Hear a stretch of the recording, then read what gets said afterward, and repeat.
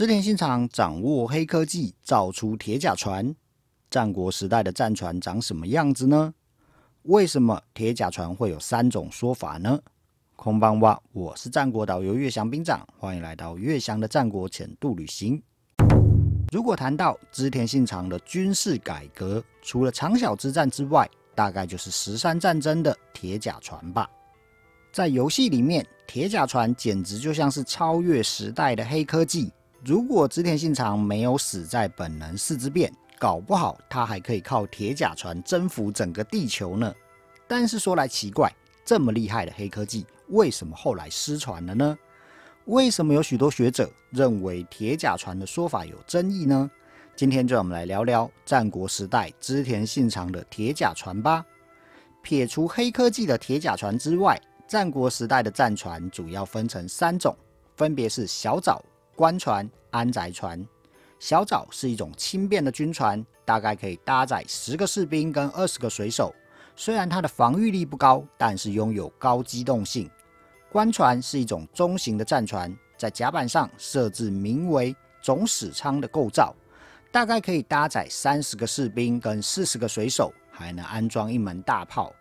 安宅船属于大型军船，长度大概在32公尺左右，能够搭载60个士兵、80个水手、3门大炮。打海战的时候，主要是以安宅船或者是官船为中心，周围配置高机动性的小沼来作战。讲到战国时代，战国大名的水军主要分成2个种类，一个是直属的水军，一个是从属的海贼众。以毛利水军的编组来说，毛利家的普代重臣儿玉家，他们负责指挥直属水军。另外还有盘踞在濑户内海的村上水军3家，他们产生了共生共荣的紧密关系。其实织田信长他也是采取同样的方式，虽然从文献来看，织田四天王的双川一义他有率领水军的记录，但是织田的水军主力主要是从属于信长的伊势水军为主。西元1576年，毛利水军跟织田水军发生了战争。当时织田信长命令军队跟水军一起包围大阪的石山本院寺。毛利为了要支援本院寺，派出了直属的水军跟村上水军。毛利水军共计大约800艘战船，对上织田水军300艘战船。毛利水军以超凡的机动性，加上类似手榴弹的背绕弹，大破织田水军，取得胜利，史称为第1次木津川口之战。通说认为，织田信长为了克制毛利水军的背绕弹，他指示酒鬼加隆在安宅船的外部铺上铁板，创造出可以防火的铁甲船。2年之后，西元1578年的第2次木津川口之战，通说酒鬼加隆率领6艘铁甲船，双川一义率领1艘铁甲船，他们成功克制毛利水军的背绕弹，获得胜利。真是可喜可贺，可喜可贺啊！但是听到这里，你不觉得这个事情好像太过顺利了吗？既然织田信长能够打造这么厉害的铁甲船，为什么后来不使用？就算信长死在本能寺之变，这个技术应该也会流传下来吧？所以接下来就让我们越过通说，进入历史考据的领域吧。关于织田信长的铁甲船，到底有没有当代史料证明呢？其实有3个战国时代的当代史料。首先是多闻院日记，大和国的僧侣听说战况之后写下记录。他说，船的长度大约是24公尺，宽大概是13公尺，这是铁炮无法射穿的铁之船。这个记录被认为是铁甲船的证据。另一方面，实际上看到铁甲船的耶稣会传教士，他只写下日本竟然能造出不输给葡萄牙的大船，把这艘船停在河口，就能阻挡任何来自海上的援军跟补给。信长公记的作者太田牛一则是写下这艘船长约32公尺，宽约11公尺的坚固大船，船上搭载了大铁炮，日夜固守在大阪湾，阻挡敌军。也就是说，战国时代当代的3个史料，只有多闻院日记明确写下铁船，但是多闻院日记对于铁甲船的尺寸有问题。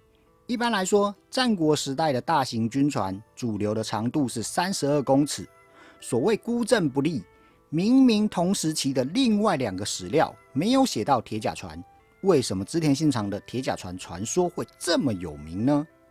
根据铃木真哉先生的考据，在20世纪初期的大正时代，当时的田中义成博士引用了多闻院日记，认为织田信长创造了铁甲船，还说如果信长没有死在本能寺之变，日本的海军史就会大大不同。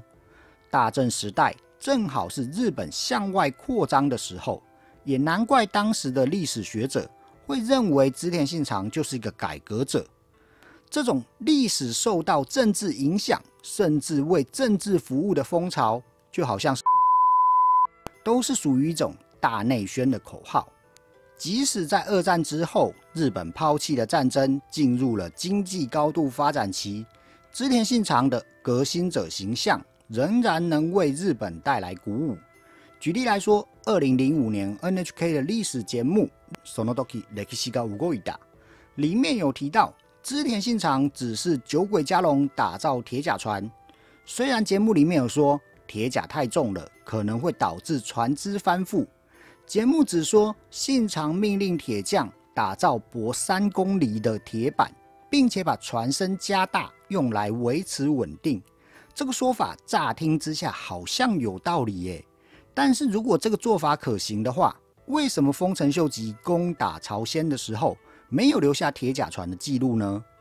明明在传教士的记录，或者是在德川家的家中日记里面，都有写下秀吉在1593年前后要求大名准备铁板。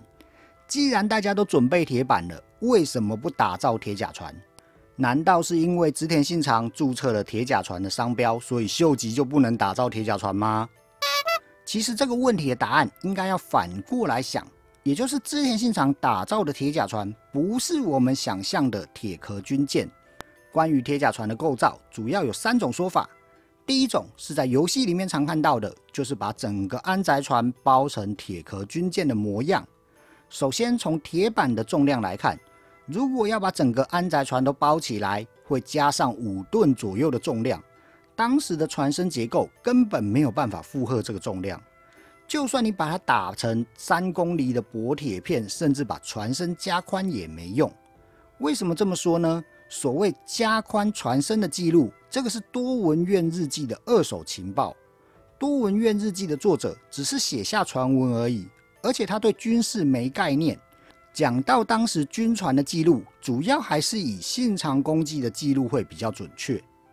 第2种说法是只在船的上半部铺设铁甲，这个听起来好像很合理，不过这会有船只头重脚轻的问题，还是会妨碍战船的移动还有稳定性。虽然目前有一部分学者提倡这个说法，但是目前大家好像还没有共识。第3个说法则是率先质疑铁甲船的藤本正行先生提出的想法。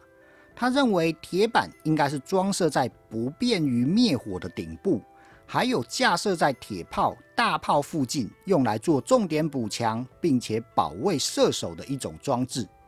而且从第2次木津川口之战的记录来看，织田的酒鬼水军运用了大炮跟铁炮，集成了几艘毛利的主力船之后，毛利水军认为没有办法突破封锁网，所以决定往后撤退，放弃补给13本院寺这个战略目标。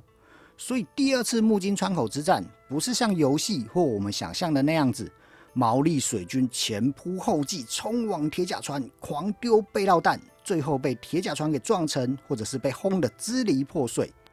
实际的战争情况完全不是我们想象的这个样子。只是话说回来，毛利水军看到没有办法突破封锁线就决定撤退的这种做法，不符合一般人对于战争的幻想，所以一般人才会选择相信织田信长成功打造黑科技铁甲船，并且靠着这个军事革新改变了战国历史吧。关于织田信长的铁甲船，不知道你有什么想法呢？欢迎留言跟大家讨论看看吧。好啦，那么今天的内容就到此为止咯。如果你还想知道更多农场文不会写、中文维基百科也说不清的战国知识，就请你订阅月翔兵长的频道吧。也感谢你使用超级感谢功能斗内兵长收集更多原文资料。月翔的战国浅度旅行，我们下次再见喽。